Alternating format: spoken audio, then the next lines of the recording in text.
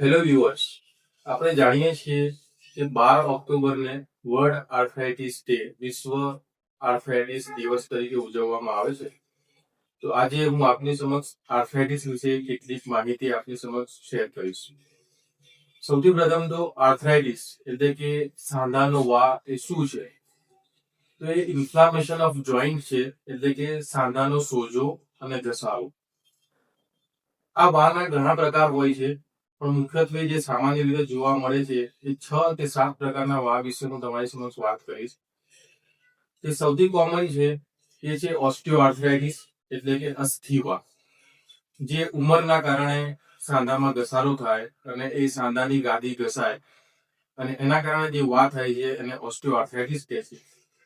Commonly 50 વર્ષની આસપાસ આની અસર શરૂ થતી હોય છે અને એ વેર એન્ડ ટેર ગાદીના ઘસાવાના કારણે થતું વા છે.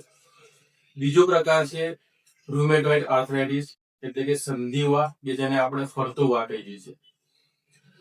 આ વા આપણા શરીરના રોગ પ્રતિકારક શક્તિ જ્યારે આપણા શરીરના સાંધાઓ સામે લડે અને તેના કારણે જે સાંધાઓમાં ઘસારો થાય તેને કહે છે. જે મુખ્યત્વે ફિમેલ્સમાં એટલે કે સ્ત્રીઓમાં જોવા મળે છે અને એ ઘણા બધા સાંધાઓને એક સાથે અસર કરતો હોય છે.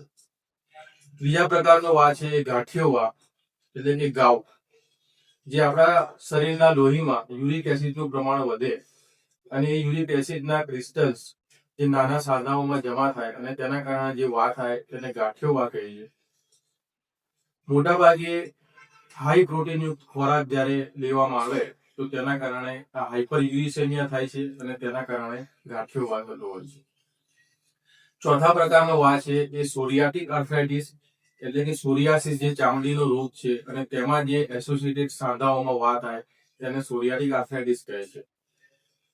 પાંચમા પ્રકારનો વા એટલે કે એન્કાઇલોઝિંગ સ્પોન્ડાઇલાઇટિસ, કે જે કમર અને ગરદનના જે મણકા છે તેમાં અને થાપાના પાછળ નિતંબના જે જોઇન્ટ્સ જે સાંધા હોય છે તેમાં જે વા થાય છે તેને એન્કાઇલોઝિંગ સ્પોન્ડાઇલાઇટિસ કહે છે. મોટાભાગે આ યુવાન પુરુષોમાં થતો હોય છે અને ઘણી વખતે બેક પેન એટલે કે કમરનો અને ગરદનના દુખાવાના કારણે મોટાભાગે આ વાના નિદાનમાં મોડું થતું હોય છે. એના પછી જુવેનાઇલ આર્થરાઇટિસ કહેવાય છે, કે કિશોરાવસ્થામાં થતો વા, જે 16 વર્ષથી ઓછા બાળકોમાં થતો વા છે, જે ઘૂંટી કાના જેવા નાના સાંધાઓને અસર કરે છે. એક અલગ પ્રકાર, એક બીજા પ્રકારનો વા છે પોસ્ટ ટ્રોમેટિક આર્થરાઇટિસ, એટલે કે સાંધામાં કોઈ પણ પ્રકારની ઈજા થાય, એક્સિડન્ટ થાય, ફ્રેક્ચર થાય અને એના કારણે પછી વા થાય, એમાં ઘસારો થાય, તેને પોસ્ટ ટ્રોમેટિક આર્થરાઇટિસ કહે છે. તો આ પ્રકારના જે વિવિધ પ્રકારના વા છે તેના કેટલાક મુખ્ય કારણો હોય છે, જેમ કે ઓસ્ટિયોઆર્થરાઇટિસમાં ઉંમર છે, જેમ રૂમેટોઇડ આર્થરાઇટિસમાં ઓટોઇમ્યુન ડિઝીઝ છે. તે જ રીતે આ વાના કેટલાક એસોસિએટેડ ફેક્ટર્સ અથવા રિસ્ક ફેક્ટર્સ હોય છે. મહત્વના જે રિસ્ક ફેક્ટર્સ છે એ છે સ્થૂળતા એટલે કે બેઠાડું જીવન, ઓબેસિટી એટલે કે મેદસ્વીતા, શરીરનું વજન વધારે હોવું, ધૂમ્રપાન કે તમાકુનું વ્યસન, ઓટોઇમ્યુન ડિઝીઝ અને જીનેટિક ફેક્ટર્સ અથવા તો ફેમિલી હિસ્ટ્રી. હવે આ વાના લક્ષણો કે ચિહ્નો શું હોય છે?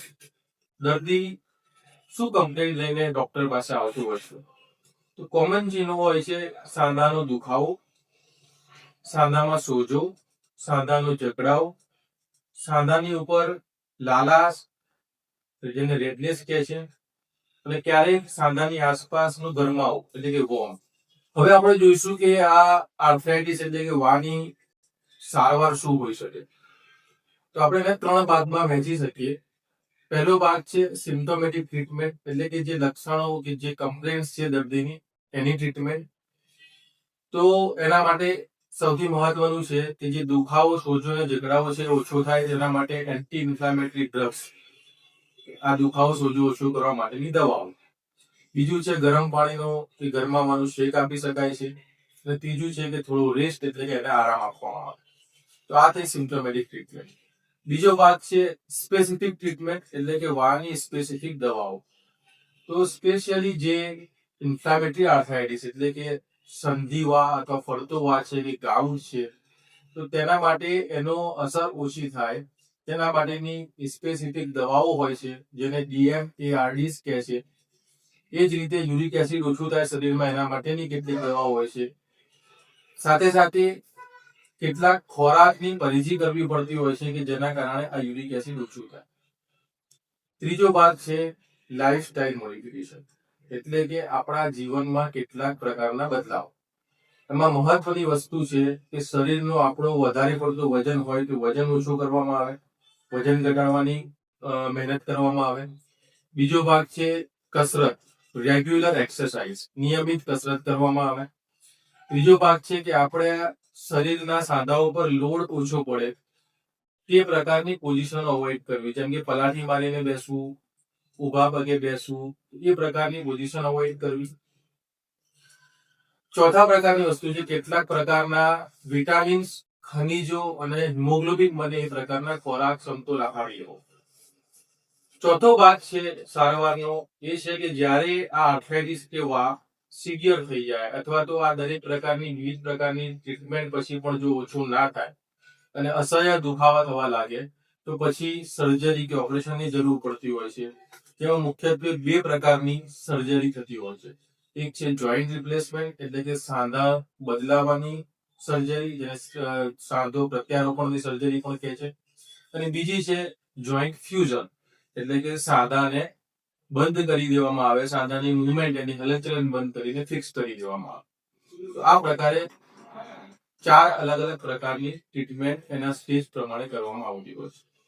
આ કેટલીક વાતો હતી આર્થરાઇટિસના સંદર્ભમાં, વાના સંદર્ભમાં તમારા સામે શેર કરવા માંગતો હતો. આશા છે કે આપના માટે ઉપયોગી નીવડશે. Thank you.